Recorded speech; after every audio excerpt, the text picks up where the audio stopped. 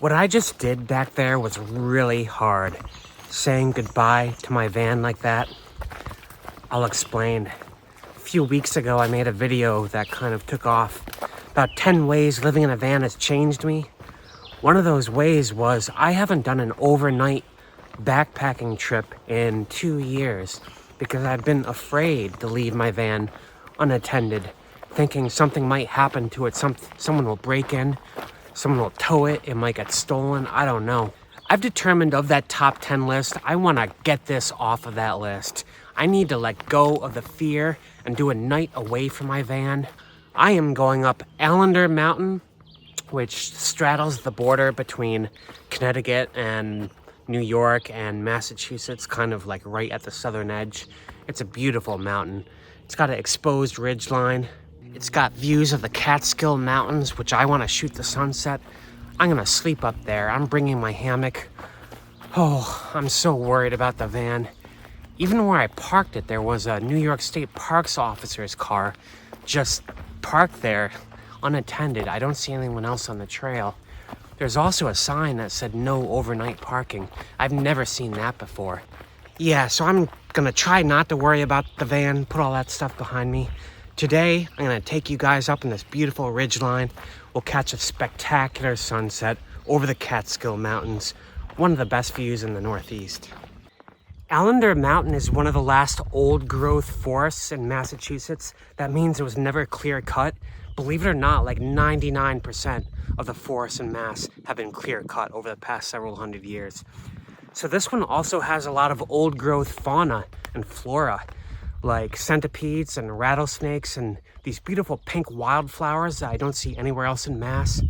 And also right here is the border between New York State and Massachusetts. It's also pretty amazing to find landscapes like this in Mass.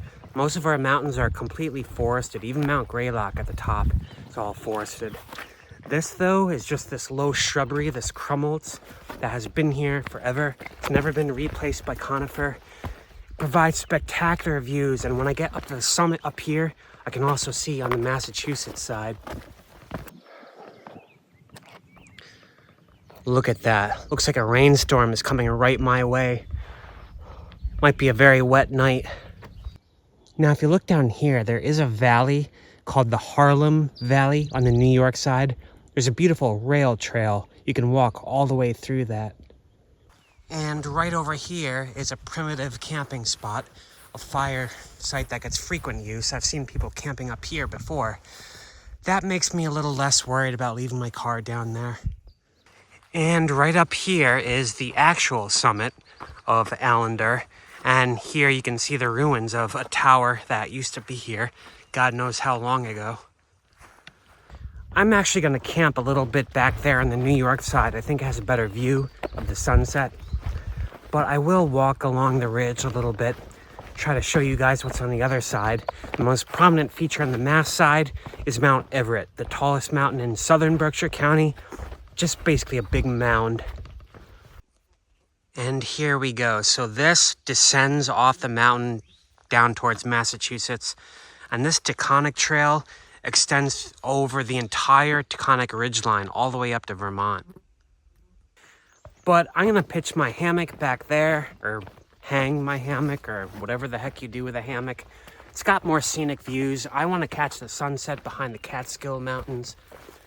Also, it's a little bit closer to my van, and I still cannot stop thinking about it. The first thing I'm gonna do before I set up my tripod is set up my hammock. I have not overnighted in this thing in 2 years. Hardest part is just finding 2 solid trees to hang it on. Let's see if I still remember how to set it up. All right, so I think we got that end up.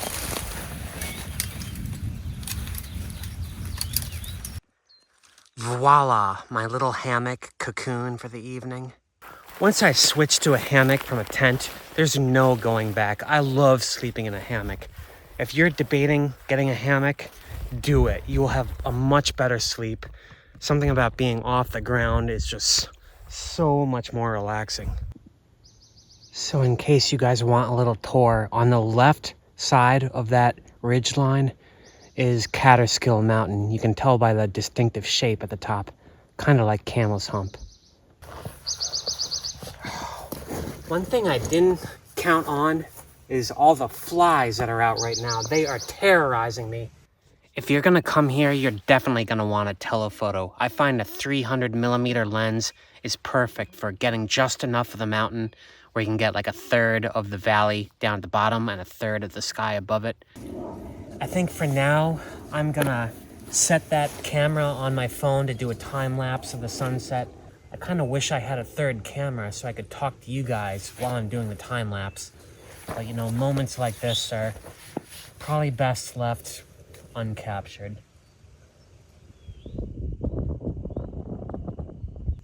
You can kind of see some of the lights of the valley below. Right now, I'm in my little cocoon for the evening.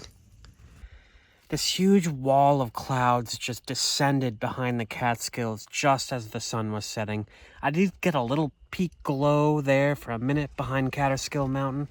Hopefully my photos come out a little better. My time lapse, I'm gonna have to speed it up.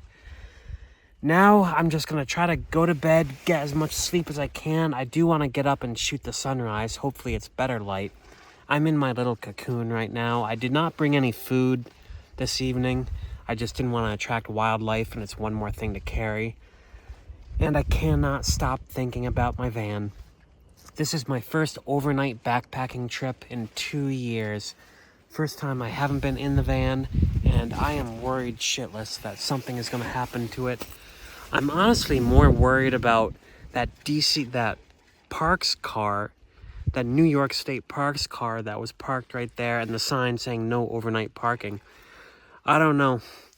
I mean, my van obviously looks like a camper van. What's the worst they're gonna do? They're not gonna tow it in the middle of the night, right? Maybe they'll ticket it or something. Maybe some sketchy teenager is gonna break in. I don't know. It's a lot of anxiety, folks. I'm not enjoying being away from the van.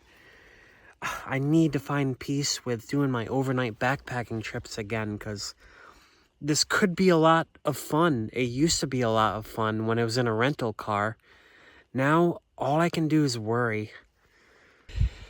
I'm going to turn out the lights now, and hopefully I will see you guys in the morning under a much better light. So it's around 1 a.m. I don't know if you guys can see anything, but it is so windy.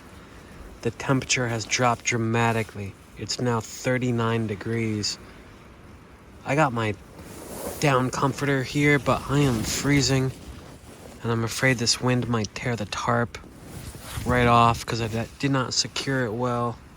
Yeah, now I remember why I normally don't sleep at the top of a mountain in May. It's still too cold for this crap. But I'm roughing it. I kind of have no other choice. Hopefully I survive until the morning.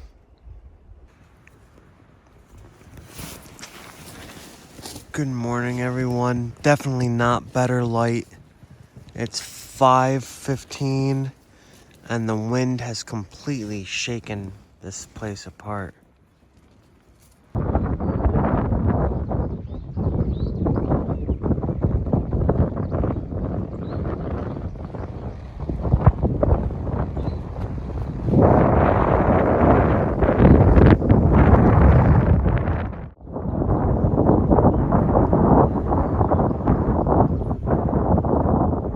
While I did get some morning light back there, it's still going on right now. Not nearly good enough to justify the relentless, tormenting wind I had to put up with all night long. If I were smarter, I would have pitched my hammock on the other side of that rock so I had a windbreak. It shook my tent all night long, the rattling of the wind against the tarp, and it was cold. I think I got maybe 1 hour of sleep. So I'm gonna go back down in my car as quickly as possible. Boy, I hope nothing happened to it. I hope it's there. I'm probably gonna drive to Walmart and sleep in their parking lot for a few hours. Right now, though, I got 1% battery life. I'm just gonna make a beeline for the bottom.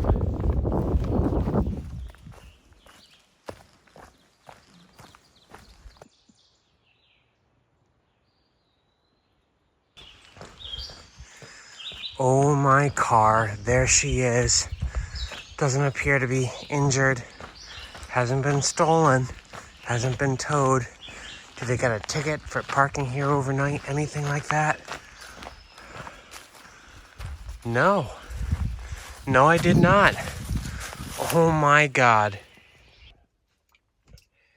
I can't believe it. You know, I thought this was going to be a disaster, mostly because I couldn't sleep all night. Not only was the wind tearing my tent apart, or my hammock or whatever it was, I just could not stop thinking about the van and if it was safe with me unattended. Like I said, this is the first time in 2 years that I've done an overnight backpacking thing and not been in the van. So of those 10 things that have changed in me since moving into a van, I can finally cross this one off the list. Yes, I am now willing to overnight and do some backpacking trips again. I feel much better. Oh my God. Today's going to be a great day too, because I'm also visiting my friend Ben, who has his own channel, Van Life Black Pearl. We're going to do another campground tonight. Maybe live stream it. Stick around for that. That'll be the next video, I'm sure. But for now, I'm going to get to a Dunks, get my breakfast, maybe wash up a bit. I don't know. Maybe even sleep at Walmart. Yeah, I had a great time. All is good. Peace out, everyone.